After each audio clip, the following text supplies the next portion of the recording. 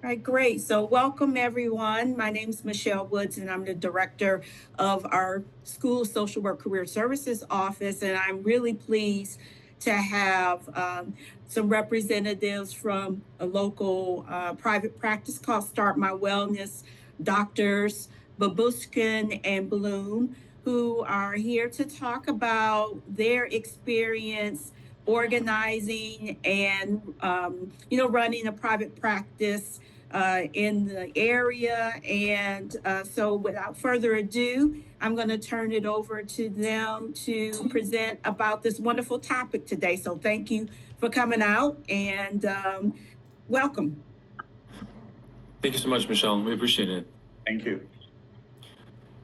So just a quick introduction. Dr. Bloom and I both have a lot of experience being in private practice, and we're really excited that there's such a great turnout. I think private practice these days is a very kind of hot topic. A lot of people may be interested in doing it, whether now or sometime later in their career. And we want to share some of our experiences in the private practice world, some best practices, and some actionable ideas, because in our view, many clinicians could be successful in the world of private practice if you have the right kind of skills and knowledge and mentorship. And so we're going to talk a lot about what the private practice world looks like, what are the pros and cons, what makes it appealing, what might make it worthwhile, what are the challenges, how to overcome some of those challenges. So we're going to get into a lot of these topics. We hope that, as always, we welcome questions, participation, your engagement, because ultimately we want it to be answering, kind of get you the information that you want or need. And we have some slides and stuff that I want to go through just to kind of keep the presentation organized. But really, whenever you have a question or you want to comment, please feel free to join in. I know Bill, Dr. Bloom is very, we both love kind of a Q&A kind of discussion format, so we'd be happy to do that. So that's kind of and then, we'll save time at the end, and afterwards, if anybody has a question, after the presentation, both of us are available. You can reach out to us by email or phone. We're happy to talk to you anytime. So that's kind of just a short introduction. I thought, as usual, Bill, maybe we'll start with kind of just giving our own bios. You can go first if you like. So, my name is Bill Bloom. I'm a licensed psychologist, and I've been a psychologist for, over 30 years. Started out in a hospital-based practice and moved into private practice quite early in my career, and have been doing it. I'm sort of in the retirement phase of that practice, but I've been doing some work at Start My Wellness and do a lot of psychotherapy, psychological testing, and have kind of learned about private practice over the years by seeing what worked and what didn't work, and hope to share some of that with all of you today. Thanks, Bill. Yeah, and I would say, I guess in a sense, something similar. So my PhD is in clinical social work, and I've been running this company for 10 years now, Start My Wellness. I started out as a solo practitioner. I used to work in a private clinic. I finished my PhD. And then over time, I came to the realization that one of the things that I like to do is help other mental health professionals get into the private practice world, help them start a practice, run a practice, be successful in private practice. So I see patients for psychotherapy. I'm a trained psychoanalyst, but I also really find the world of business really interesting, and especially in the sense of how could clinicians wisely kind of use skills to be not only financially successful, but clinically successful. Our view is always that if you want to be in private practice, you have to kind of focus both on how can I be the best, most educated sort of clinician that I could be and do the best job with my patients and colleagues, and how can I also be financially smart and make good financial decisions so I could support myself or my family or whatever my future plans are. So that's kind of our sort of combined background. And okay, again, we're going to go through some of these slides here, but we'll mostly focus on kind of a discussion format. So by way of introduction, let's talk first about what is private practice. I hope I believe you can see the screen well, so if you can't, let me know, but I hope this is... Yeah, they can see it, but it's still up under, yeah, if you, Is that better? okay. Yeah, that's a little better. Sure. I Thank just keep it you. in this. I keep it in this format because it's a little bit easier for me to stay organized. So let's talk about what is private practice. First of all, the best way I think to think about a private practice practitioner is you're kind of in control of your own time.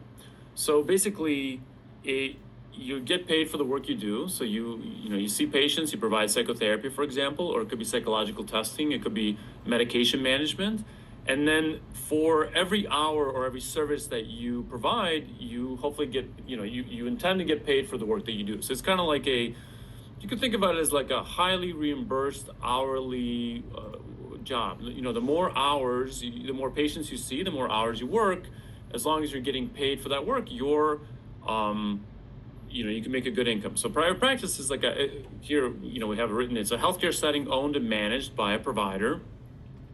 You have a lot of autonomy, meaning you get to decide a lot about where you want to practice, kind of what your hours of operation are, things like that. You have a lot more control over your earning potential because you basically, part of it could be setting your own rates or what kind of insurances you work with, what kind of patient population you work with, what kind of services you provide. You have a control over your schedule. You can also have a lot of input over how does the client kind of come into, how do they find you? What's your location? What's your marketing like? You can kind of set the direction of your career. You can focus on individual kind of niche groups. But of course, anything that has a lot of flexibility comes with a degree of responsibility, meaning all these benefits sound really great, and they are really great. But in order to kind of steer the ship of private practice, you need to have the navigational kind of tools to say, okay, which direction am I going? And is it working? How do I measure my progress? Am I making enough money? You know what I mean? Like on the one hand, private practice is probably one of the most flexible environments in healthcare, but it also means a lot's on you to kind of have the experience and the knowledge and the strategy to make it work. And I also don't want to hide away from the fact that, just like in anything in life, there's no shortcuts. You don't get into private practice by saying, I want to work 5 hours a week, make $1,000 per minute and retire when I'm 25. I mean, I think there's nothing wrong with, those ambitions, but realistically, it's a long-term goal that you want to keep working at and keep improving your skill set. Just like helping clients or patients is a long-term goal, you want to always be working on your skill set. Running a successful practice is also, you should be long-term focused. Like for example, Bill just said, well, he's been in the private practice world for, let's say, I don't know, over 20 years, but he's still learning, the nuances of how do I handle this situation? How can I do this slightly differently? How do I respond to this? How do I make the financial aspect better? We're always kind of learning and enhancing that. So it's a work in progress that involves a lot of commitment and passion and sort of follow through, but the benefits and the flexibility we think are worthwhile for many people, and that's why we kind of advocate for this as one sector of the economy. Bill, I don't know if you want to add anything to that. Stress that autonomy is a two-edged sword. I mean, there's a real appeal to being autonomous and making a lot of decisions on your own, and yet the other part of that is the incredible responsibility that you have to making sure that you're doing it and according to looking at regulatory processes, income taxation issues. There's Right. a lot to know. Exactly. Developing your clinical skills is, of course, very important, but those business skills are just as important if you're in private practice. Yes, that's a great point. Exactly. That's a really nice way to put it, because essentially there are many things that, when you're in graduate school, mostly graduate school or postgraduate education is focused on how do I be the best clinician possible? How do I learn, let's say psychotherapy skills? But it's not as focused typically on things like, okay, let's look at this slide here. How do I get office space? What kind of technology tools am I going to need to run the practice? What does marketing look like? How about getting paid by the patient or by the insurance company, or insurance credentialing, or compliance with laws or regulations on a state and a federal level, building a referral network, HIPAA compliance, liability insurance, fluctuation in terms of how many patients call you on a given week or month or year and how many people you're seeing.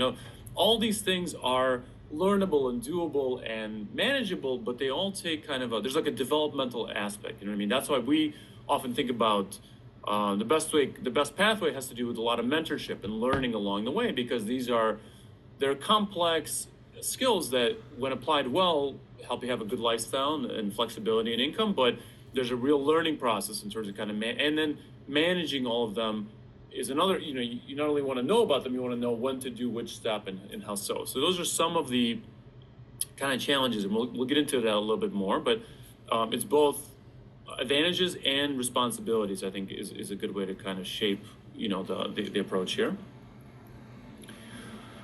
Now, one of the comments I want to make, Bill, are you going to add something? One of the comments I want to make here is, okay, well, and I think it kind of shows in terms of our interest. We have about 30 participants in this call, which I think is really great. And I so genuinely appreciate your interest and curiosity, because this is there's increasing interest in the world of mental health, or just healthcare in general, in terms of other ways of providing services. We're sort of, in addition to the foundational methods, like we have hospitals, we have outpatient clinics, we have all kinds of outreach activities, but many people think about, okay, what does private practice look like? Is that an option for me? And I just thought we might think about, okay, well, why is that the case today more than before? Part of it, I think, is there's an increasing interest in mental health. Mental health is much more a topic that people are willing and able to talk about. It's kind of seen as normalized, or something that we want to improve our own mental health and wellness. There is a genuine shortage in many places, but in Michigan is one of the states where we have that, where there's a genuine shortage of well-trained, well-prepared practitioners. They could be in any setting, but mental health is in particular in that way. And so there's a strong need for clinicians who are knowledgeable and can manage kind of the patient's experience and help them. That there's a really strong interest in that on the patient side, on the part of our communities. We have telehealth, which allows some flexibility in terms of like hybrid work, for example, some in office, some online.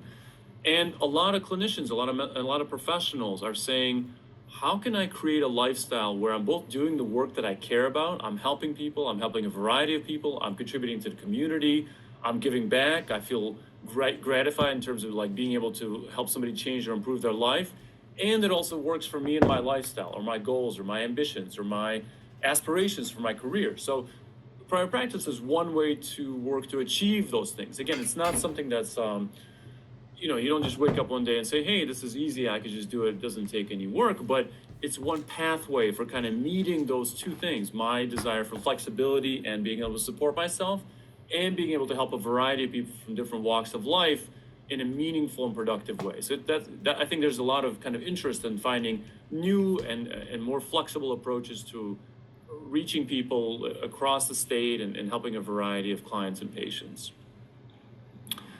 So that's a little bit in terms of the why now. So going back to the challenges for a minute, one of the things that I try to emphasize for this could be a clinician at any level. It could be a graduate student, it could be somebody who recently graduated, somebody who's 5 years of experience, any point, is that you want to think about private practice as a kind of a long-term sort of think years, not months commitment. Not because it should take you forever to start or to be successful, but because, as we talked about the skills and what Dr. Bloom mentioned, these are not things that a person, even if they tried, could learn overnight. I've been in the private practice world for 10 years. I still learn things every day that I haven't confronted, in terms of taxes or some legal aspects or things like that, that you're always kind of enhancing and adding to your knowledge base. So you want to think about it as a long-term goal. Typically, the starting period can be some of the most difficult, because when you're starting in the private practice world, essentially you're not making money until you see clients or patients and you're getting paid for your work. There's not somebody who's, you either have to have savings or have a way to kind of get going and set up things like office space, referrals, technology, and things like that. Some professional connections that help you with having a referral base, those take time to establish. You're meeting colleagues and your professors now who might be some of your referral sources, but those relationships take time for people to get to know you, to trust you to say, wow, I really know I could refer this type of patient to you and that you'll do a good job. That takes a while to establish. You build your reputation over time, and you gain confidence in terms of your ability to handle the clinical work and manage the business professional aspect of it. So you want to think about it as a long-term goal that's worth investing in, worth working, and especially you want to have mentors and colleagues that you can learn from, because many of the things that you're going to encounter, for example, Bill and I, when we look at some of these issues, we look at them from, oh, I've seen this before, but maybe this is a new variation, or this is kind of familiar and I would handle it this way. And, we have somewhat more having, several years of being in the private practice world gives you some advantage. You can kind of say like, oh, this is not a new problem that I have to spend, 2 weeks on troubleshooting. I could probably solve this in 2 hours, but it helps to have mentors and people you could turn to. So that's kind of part of our outreach and our connection with the community. But it is, it's worth investing in. And you also want to think about one other, I'll pause after this slide to check about any questions, but one of the things you want to try to consider is when you think about private practice and how to do it, try to also think about the patient or client experience, meaning how do you want the person to find you? We live in a world where it's very important for somebody to be able to find you online, and it's very important for somebody to be able to find you in person usually. A lot of people, there's a later slide I'll show you where a lot of people that call our office, for example, especially for therapy, they want some of their appointments to be in person. Not always, not all the time, maybe like a hybrid arrangement, but many people value being able to be seen by a mental health professional in person. You can kind of get a better read on sort of their body language, some of what they convey non-verbally. And so, but the client or patient has to be able to find you, know where you are, have accurate information about, how to connect with you. You want to think about things like the patient experience. You want the person to be able to have an easy time scheduling with you, kind of like if they found your website, but there's no way to call you, that's not going to help you. Or if there's no way to access your schedule, or if your schedule's not up to date, so those are kind of things that you want to think about. You want to think about how much are you going to be accessible in person or online. My strong suggestion to you is that because part of our competition, so to speak, is online platforms like BetterHelp, many people, especially if you're going to work, let's say in Michigan, like in your local area, many people appreciate the opportunity to be able to see you in person. It's rarer nowadays to have in-person availability, and that can help you stand out. It can help you for you to be a way for people you could build closer relationships with your colleagues and with your patients or clients if you have some availability to see them in person. I think that really helps. Sometimes there'll be situations where a billing question will come up or an insurance question.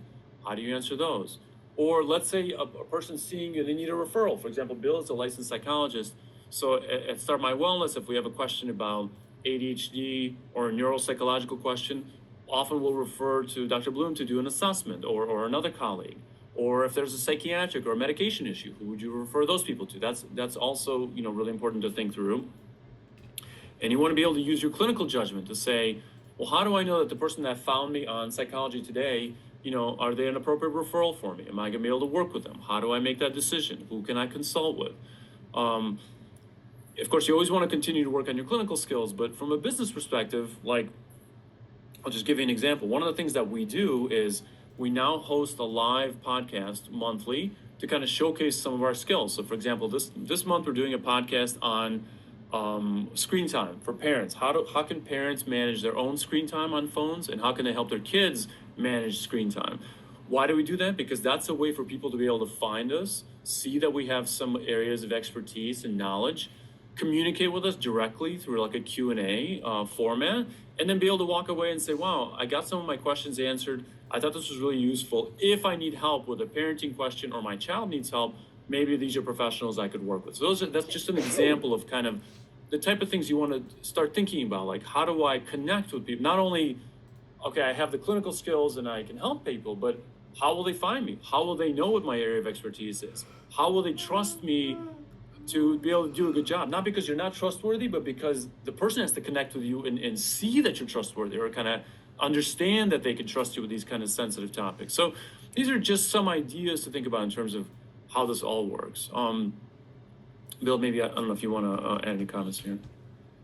Do want to add one thing, and that is that it's really important that we think about the clinical work we do as related to the business environment in which we, those are not two distinct and separate things.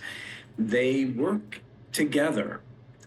And I'm going to point out two different ways they work together. One way they work together is that if a therapist feels secure in the business model in which they're working, that allows them to focus more on their clinical work, and they feel more secure, in which helps development of clinical skills, and it just adds to the entire patient experience. If a therapist is not secure in the setting in which they work, it affects their clinical work. There's no question. It has to have a negative effect on their clinical work.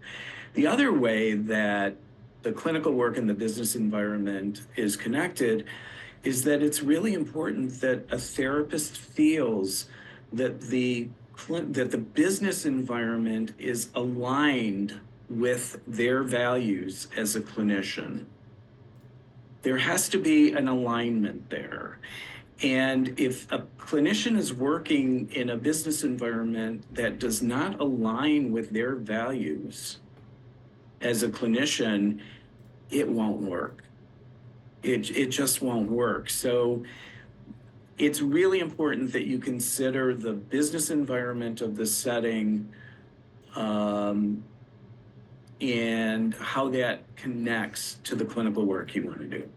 For sure. And just to give a quick example, and I see we have a comment in the chat, we'll get to just in 1 second. Just to give a quick example, we had a situation that came up recently, Bill, maybe we could talk through it just for a second, which is, for example, how do you deal with if a patient is not able to pay a balance? You know, like let's say they saw you for a few sessions and they have some kind of financial difficulty. That combines the question of there's a real business question there, which is important, and a clinical question of how do you navigate that. So that's kind of sort of one example where you want to think through, okay, what would I do here? And what's a helpful, thoughtful way to manage that situation that combines both parties? You have to think about your experience, the patient experience, how to have a conversation about it, how to know what happened. So those things come up not infrequently, I think, and it's good to be able to know how to navigate that. And there's also, I think, to your point, Bill, about feeling confident and comfortable, there's a question of if you know you have a strong referral network, for example, and you know you have people who find you and want to seek your services, you can kind of feel more relaxed and say, I can really invest in working with my patients and ask challenging questions because I'm not afraid of them leaving. I'm not afraid that, I only see 2 patients, and if I say, hey, let's address this issue, and they're going to run away from treatment because it maybe made them anxious or something, you're not as worried about that because you know that you have a steady, many people are seeking your services, and you can kind of feel more, you can kind of get into the clinical work more and feel more relaxed and more like I'm really able to zone in and help my patients in a more thoughtful way. So I think those are just a couple of everyday examples that you're going to come across. So we have a comment here in the chat. Do you recommend any business classes in particular? 1 second. Do you recommend any business classes in particular for MSW students to take as electives to better prepare them to start a private practice? That's a really great question.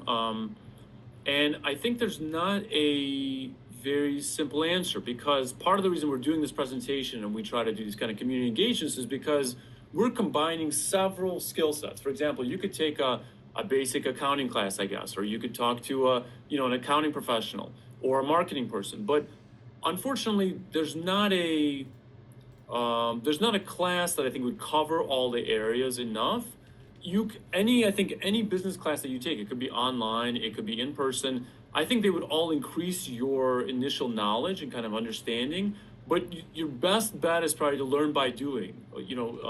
Work with somebody who can mentor you, or like we'll get into kind of the Start My Wellness program that I'll mention in a second. But part of the reason we do this outreach is because these are like several. It's like when you're learning to be a therapist, you learn one skill in this class, another skill in this class, another skill in this class. Then you kind of put them together into working with an actual person, and then you learn through doing and mentorship and supervision how that applies in the real world. So I think your question is a really good one, and if I had a kind of an easy go-to class, I would recommend it. But part of the reason we're doing this outreach and kind of are available for questions and follow-up is because we know it's like ongoing learning, and we could think, I don't know, Bill, if you have, if you could add to that, I'm happy to kind of brainstorm some ideas, but that's at least my initial thought. I don't have anything to add on that other than that Anton has actually pursued a master's degree in finance. So he went all in on the business part of it. Not everybody is that's not the solution for a lot of people, but I had no business training at all. All my experience was on the job kind of training, but I will say what I depended on from a business perspective was I found a really good accountant who understood my business inside and out and advised me not only on tax issues, but on accounting practices and how to set up my accounts and how to keep track of my money. I think if you short of actually learning those skills yourself, if you align yourself with the right professionals, that can really make a difference in your practice in the long run. That's right, and that's a great point. And sometimes it's hard to know, sometimes even that you learn through experience. You try a couple of different accountants, you see who could do, if you've never worked with an accountant before or a lawyer, it's hard to sometimes know what makes for a good, attorney, or what makes for a good accountant, or there's different types of law. For example, there's healthcare law, there's employment law. So there are different scenarios. Some of it you learn by doing, some of it you learn from mentors. But you can also reach out to us. We're happy to talk with you and kind of give you additional, we can kind of keep brainstorming and maybe put together a resource list, but I think it's a really nice question. And yes, to Bill's point, because I was myself frustrated with not being able to answer some of the financial questions, I said, I'm gonna go back to graduate school and get my master's in finance because I don't like not knowing things that are important to me. So I said, I'm gonna go all in and do this degree. And I did actually, I wouldn't say everybody else should do that, or that's like an easy recommendation to follow, but I found it to be helpful because it gave me a chance to kind of know firsthand, not sort of a back of the envelope way, but kind of like a more rigorous way of, let me actually do some like classes and problem solving and kind of problem science to practice these skills so I can apply them more. But I also run a company where we support over 30 clinicians, so it's a little bit of a different environment. You don't need as much of that in a solo practice, but that's to give you kind of some idea. So we have a couple more questions here. Sorry about being a bit long-winded there. So one of the questions is resources in Ann Arbor for consultation on private practice, taxes and insurance. Well, okay. So again, to Bill's point, usually people who know best about taxes are accountants. Most reasonable accountants can give you some consultation about, what do taxes look like, what kind of legal framework should you be in? For example, should it be an LLC or some type of other legal formulation of how your practice is going to be structured? So that's important. Accountants can help with that. In terms of insurance, there are different types of insurance because you have liability insurance as a professional, meaning like I'm a clinical social worker, so I have to have insurance that covers my clinical social work when I'm working with patients or clients. I need insurance for that. But I'm also a business owner and I own a commercial building, so I have to have commercial insurance. That if somebody comes to the building and has a slip and fall, I have to have, we clean the parking lot and we make sure that we do what we need to do. But if something happens, I have to have commercial insurance in order to protect, that aspect of the business. So different types of insurance. Your starting point probably would be to call an organization like them, like I'll use a name that we sometimes work with, American Professional Agency. They do liability insurance. You could call them, talk to their social work department or psychology department and say, I'm looking to buy an insurance policy. Can you advise me? You could get some information by talking to the agents. Their job is not to sell you on a particular policy, but to kind of help you think through what the options are. So that's one way to do that. Go ahead, Bill. Al made a very important comment that NASW and the local chapter of NASW might need resources as well. That's a really great idea. Yes, thank you, Michelle. Exactly. Yeah, that's a really good point. NASW is a really great resource for social workers because there's some of these things are kind of standard questions or kind of common questions, and there are many people who can kind of help you troubleshoot some of those initial starting points. There's a question here about how to address the unpaid balance scenario. Bill, I don't know if you want to kind of give us just a brief, I don't know, your insight on that. There is no one answer. The way I look at it, it becomes a clinical issue that's open for discussion, and the way to handle it it varies from person to person based on their particular issue, their particular, perhaps their, psychological issues, perhaps their behavioral problems that they might be experiencing. It My approach is that it becomes grist for the mill for clinical exploration. You could do that with a CBT approach, you could do that with a psychodynamic approach. It doesn't matter what approach you're using, but you process the money part of it the way that you would process any other issue that comes into the therapy, and that you become, solution focused. You're looking for solutions, but to explore the issue like you would any other issue. And what I find working with a lot of clinicians over the years is a lot of clinicians are uncomfortable with that. They don't like talking about money. And I will say that it's almost a disservice to your patient not to talk about money, because money is the language of love. It's the language of dependency. It's the language of all kinds of human emotions that we experience. And it just becomes part of the therapy, no matter what theoretical approach you take. That's not an answer to your question, but it's an approach that I think we should all consider. For sure. Thank you, Bill. I would only add one other small comment, which is what you definitely don't want to do is not address the situation directly, thoughtfully and clinically, but directly, because the worst case scenario for you and the patient or client is to, if they owe you a lot of money, whatever that might be, $1,000, $500, it could be any amount, and the issue is not being talked about or addressed or managed or resolved, it could quickly escalate where the person may end up not being able to pay, and that's hard on them, and you're not be able to support yourself and kind of cover your own costs and support yourself or your family. So those are the patient doesn't want to be in that scenario, and you don't want to be in that scenario.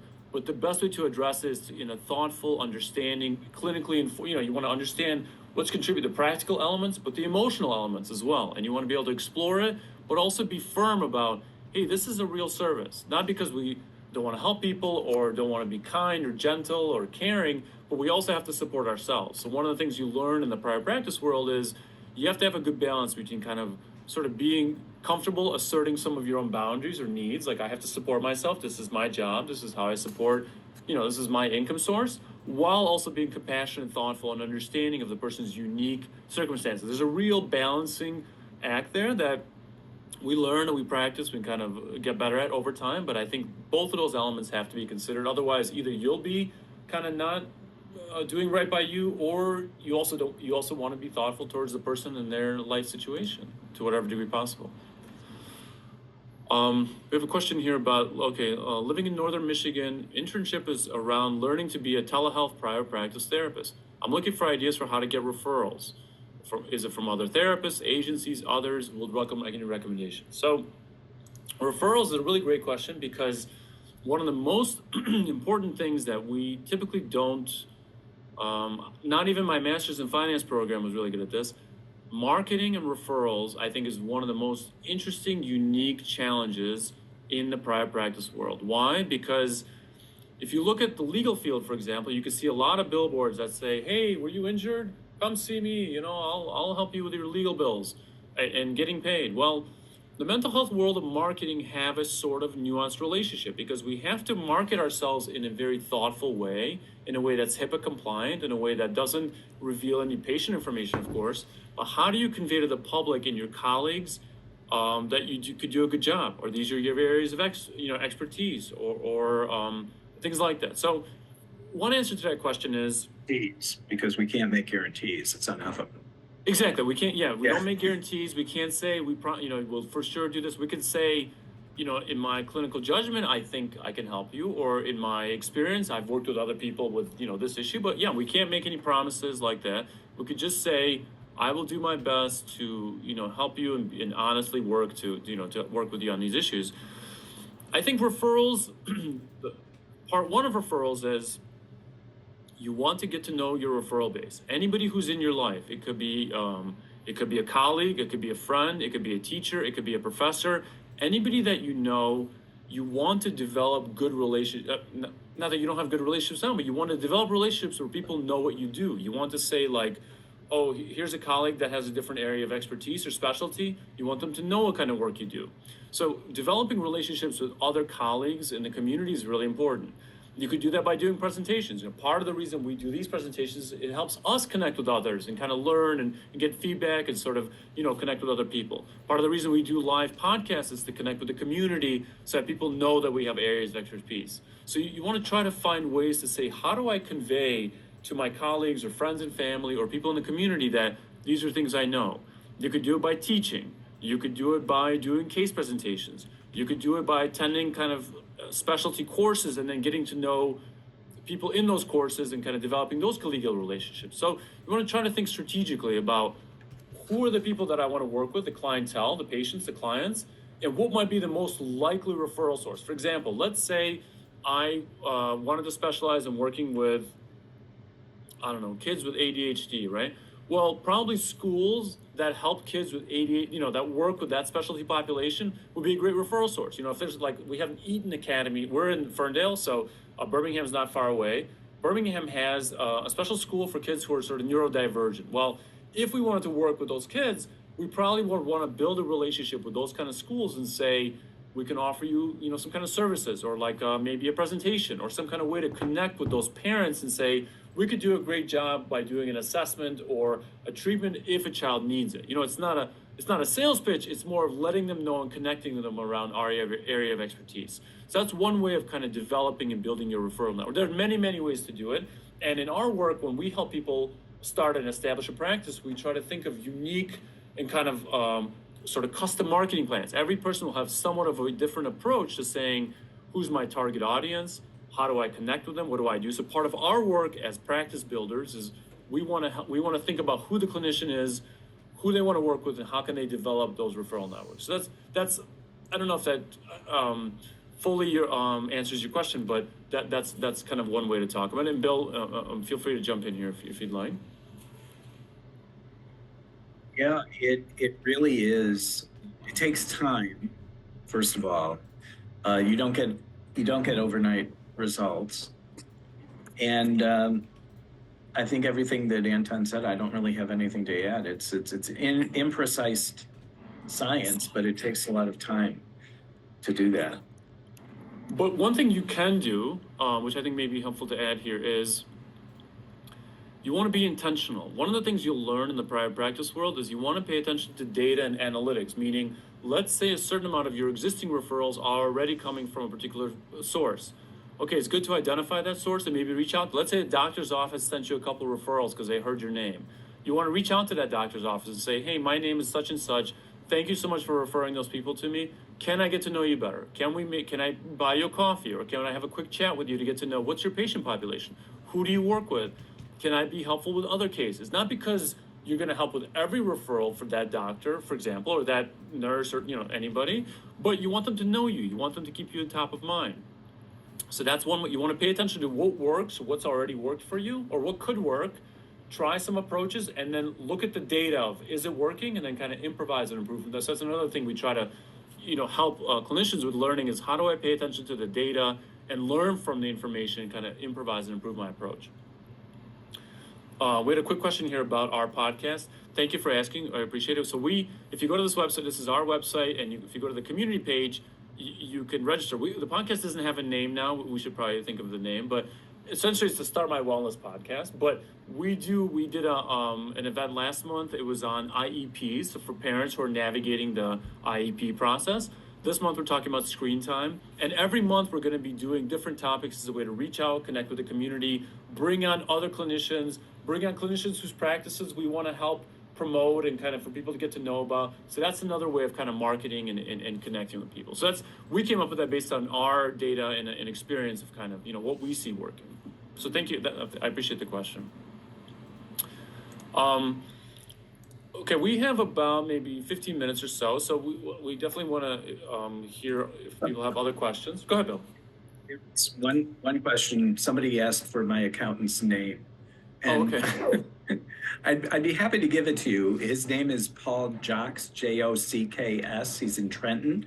But I will tell you that Paul is about my age, and I think he's retiring, thinking about retirement soon.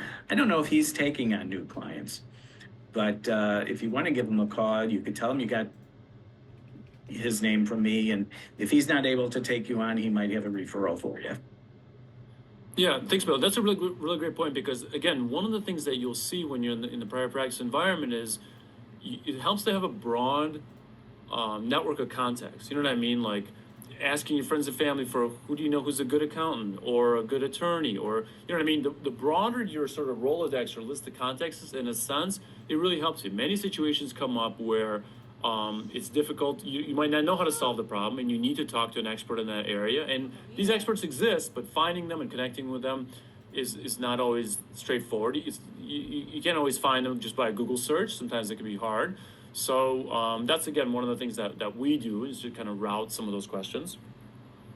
So I want to spend just a few minutes talking about what Bill and I have developed, and we're always working to improve as a way to answer some of these questions. So we talked about some of the opportunities of private practice, and we talked about some of the challenges. Well, what's one way to kind of achieve some of these results? Well, one way we help people achieve these results is through a program we call the Practice Builder. So essentially, part of our work is saying, okay, we know what some of the challenges of private practice are. We have a lot of experience on the clinical side and the business side. Well, we've put together a program where somebody could, through our programming and mentorship, be able to use our system to kind of get established in the private practice world. In other words, many of the challenges that we were discussing, we have a system for, there's a system how to overcome them, how to deal with them, how to learn them. And so that's what we call our Practice Builder program. And I see a question in the chat, and I'll get to it in just a minute. And so what does the program include? Well, what do we help you with? We help you with scheduling, having a software to manage your practice, and billing. I'm just listing off a few examples. We help you with establishing your online and offline referral network and kind of your marketing. We help you with getting paid, because one of the things you'll see is that it's not important to only provide the service. It's very important that the insurance company or the person actually pays for the appointment, because otherwise you're not gonna be able to support yourself. We help you with HIPAA compliance and regulation, and kind of with your long-term growth financially and in your terms of your clinical skills. So what do we put in this approach, and why do we think this is a one way to kind of be successful in private practice? Well, we've learned that having kind of hands-on support is really important. In other words, you want to have a go-to person who you can ask some of these questions of, how do I handle this situation? What do I do here? How does this work? So we have an account manager program where you have somebody you work with closely who helps you navigate these issues. We also believe that supervision is really important. So like to the question to Bill about his accountant, having a good accountant is important, but having a good clinical supervisor is also, of course, extremely valuable. Not only from a licensing perspective, you're going to need, if you're not yet, if you're just starting with your limited license, you're going to need a supervisor for your billable hour or for your clinical hours, but also for your learning and for your advancement. So we help you get access to that. We really focus a lot of energy on collection. So collection basically means I saw a person, I provided a service. Now, how do I make sure that that service is reimbursed? It's reimbursed by the insurance company and the patient. We do a lot of seminars. We spend 2 hours a week on clinical and kind of business-related issues to help you continue to learn these skills. So we have 2 hours of seminars that we do each week. And we build in a lot of things about marketing. So we want you to kind of not only hear about these things in a presentation, but actually practice and implement some of these skills so you begin to learn for yourself, how do I promote, how do I market my work? And we also try to respond very actively to the needs of the community. For example, we had several clinicians that joined our group who said, I really want to focus more on child work. How do I learn more about child work? So we established a seminar that focuses on child treatment. Bill did a lot of work to kind of set up an office space specifically kind of geared towards child therapy sessions that accommodate kind of the needs of kids and parents. So those are some ways that our approach is, okay, if somebody wants to learn these skills, but they don't know where to learn them, this is one pathway in which they could get established and kind of, begin to get more comfortable and confident with these skills. there's some things that I want to point out here from a data perspective. You want to think about, when you're in the world of private practice, you want to think about what kind of insurances do I work with, or what kind of fees do I want to set. In a sense, the higher your fees and the insurances you work with, the more likely your hourly rate's going to be higher. That doesn't mean you want to work with only wealthy people. Many people have insurance, but you want to be able to keep in mind, where's my reimbursement coming from? Is it coming from the patient? Is it coming from the insurance company? You want to also keep in mind, when is the patient available? For example, at Start My Wellness, we see that many people, if you look at these columns, the ones on the leftmost side are that most people request afternoon and evening in-person appointments. A lot of people want to be seen in this kind of sort of post-COVID world of, I want an afternoon availability and I want to see you in person. So that's another thing you want to keep in mind, is what's the clientele kind of asking for?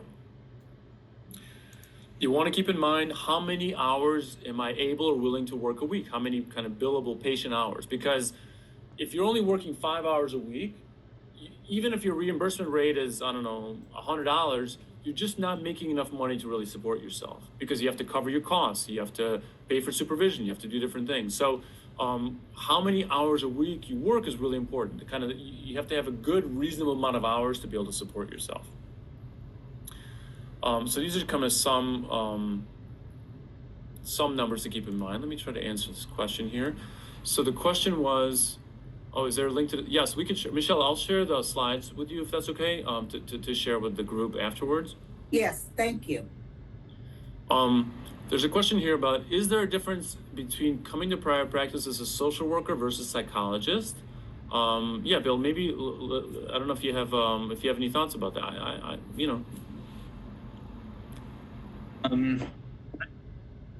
I don't really think so. I think, obviously one of the differences that psychologists have more training in psychological testing, but I've worked with a lot of social workers at Start My Wellness and some psychologists, and I think I don't really see a division based on degree so much. I think people with advanced degrees might have more training and experience, but I don't really see a great deal of difference. For sure, and it probably something has to do with, what does your license allow? For example, when you're a licensed psychologist, you could do certain services, and you're trained in certain kind of procedures that a social worker may not be, or vice versa. So there's some degree of like licensure and what the licensure allows you. But the private practice world is much more about learning and developing your business skills. Your skills as a psychologist or social worker may be similar, or kind of alike in some ways.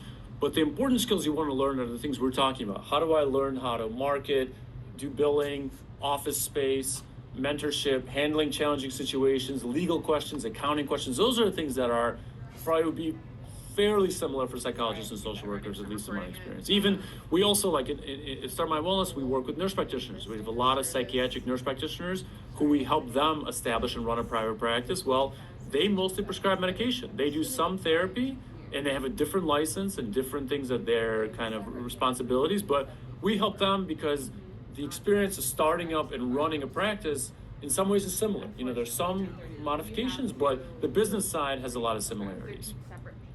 There's one other question here. Do you recommend some kind of after-hours service for crisis situations? That's a really good question. So one thing I would keep in mind is, you want to know what kind of population you work with. After hours and crisis situations do come up, I think, in all practice situations. One of the things to remember is, I think it's good to have backup. For example, like whether it's psychiatric backup or a recommendation. Let's say the person needs to, worst case, go to an emergency room. You want to know what their family or life situation is, who can help them. So I think, I don't have an exact crisis service I could recommend, but I think thinking through and making plans for crisis or emergency situations is that should be part of your procedures. Go ahead, Bill. The crisis line. Go ahead. I'm sorry. One more time. 988. Yes, that's right. 988 is a great option, as well as, for example, in the community, like in Oakland County where we are, we have Common Ground. That's kind of a community resource. I think Ann Arbor I would imagine Ann Arbor has something like similar to that. Maybe I don't know the name. I see a person put FAST, FAST, as a good resource for teens. So that's a good thing to try to research. And we can, if we work together, we can help you kind of brainstorm how would you respond, what kind of procedures you want to have in place. So that's another aspect of, in our practice builder program, we say, okay, yes, of course you're going to need to respond to different situations. How can you plan for that and deal with it as it happens, but also have like some resources in mind? Let's see. Is there any change in the clinician's well-being or efficacy as the completed sessions per week increase? Okay, thank you. I really appreciate this question. Is there a tipping point where the return on time invested decreases? How might a group practice help? Okay, so yes, when you're starting out as a clinician, probably your ability and efficacy or kind of like confidence in seeing many people increases over time. For example, right now, so I run Start My Wellness. We support over 30 clinicians, and I see my own patients. So I see at least 20 or so patient sessions a week. But I can tell you that my efficacy and ability to do that has increased over time. I'm more kind of able to think through and respond and be helpful, I think, more today than I was, 10 years ago. Not that I was maybe not at all helpful then, but that's something that you work on. And so, yes, you want to have a good baseline. For example, we usually think that at least 15 or 20 appointments a week is a good starting point, because if you're doing any less work than that, you're just not getting enough experience or making enough of an income to support yourself. So there is kind of a base that you want to start out with, but over time, I think you develop more of an emotional and a kind of a psychological, if you will, skill set, sort of a professional identity, where your ability to work and help people, it's somewhat easier. It's somewhat more, I don't want to say second nature, but something like that. And of course, there is a cutoff. I think, probably we would never recommend somebody to say, do 80 sessions a week, even if you were making a good income, because it might not be sustainable. I'm making 80 up as a random number, but there is something to the point of kind of having a good idea what that is. But part of what we try to do, Bill and I, in our group, is we try to say, well, through mentorship and supervision and kind of educational seminars, you could learn how do I kind of develop and advance my skills so that I'm more able to help people and feel more effective. Even if I do, 15 or 20 or 25 sessions a week, I can still do a good job. So that's a learned skill. And part of what we do is we try to, through mentorship, supervision, and kind of educational offerings, we want to help you to nurture those abilities and be able to do that kind of work. So so you're able to do it. Go ahead, Bill. And having worked a lot with newly graduated psychotherapists, I find nobody would be expected to take on 20 patients on day one of their first day of work. It is something that's built up gradually, but I find that most therapists that I've worked with who recently graduated with their master's degrees, by 6 months out, they're ready to go full steam. They've gotten enough experience that 15 or 20 patients overall, it seems very doable for most people, and some people can do even more. Right. Doesn't And take I a think long time. that's right. Thank you, Bill. That's a really good point. And it becomes more rewarding. I think initially, yeah, maybe as you're starting out and you're kind of getting more comfortable, but over time, you're able to provide what I think is helpful, do a good job, and feel the reward and the benefits. You're helping people. You're making an income to support yourself, and you're working kind of regular hours. It could be a very rewarding and satisfying as a clinician, and as well as being in the private practice world and being able to support yourself through that kind of work. So it's definitely, there is somewhat of a learning curve, but I think that's a great point, Bill. It shouldn't be, the learning curve isn't 10 years. It's more over time. And all of that, let's say at 6 months you're seeing 20 people a week. Well, you can always continue to work on your skill set. You could always kind of be more confident over time with good mentorship, good supervision, and good kind of educational things around you, and colleagues you could turn to kind of learn from. So I know we're running short on time here, and again, I sincerely appreciate there's so much good interest and so many good questions. Sure. Bill and I are available for a follow-up, and I'll send these slides. And Michelle, again, thank you for having us. We want to basically say that, yes, we have a really good program where we help people get established and run a successful practice, but that's just one way to do it. You don't have to work with us. That's just one very helpful pathway that combines some of what we talk about. But We overall want to encourage you to think about private practice as a good career option, as something that may work for you. It doesn't have to be today. It could be after you graduate. It could be a year after you graduate. It could be 2 years. It could be sometime in the future. But we love to kind of nurture and help to develop those skills. So we hope that you'll reach out to us, you'll connect with us, and we'd love to talk more and answer more questions if whenever that comes up. Great, great. Well, thank you for taking out the time. I think this is definitely a lot of information, food for thought, and definitely a subject that could command more than an hour, but this was a For lot of sure. information that was For sure. presented in this amount of time. So much appreciated For sure. for the presentation and your time today. And of course, thank students for coming out, spending your lunch hour with us to learn about just private practice work. And so, certainly after today's session, I will I'll stop the recording. Sure. It will get edited, and then I'll send the recording out on the listserv with the slides to our students. Thank you, Michelle. And yeah, please, Okay. if you can, just include if you can include our contact information, and we're happy. Yeah, we're happy to talk to you. And yeah, we know it's a lot of information, but we're available for follow up at any time you'd like. So Definitely. Thank you. thank you so much, everybody. Great, we had a great time. Thank you. Yeah. Have a good rest of your day. You too.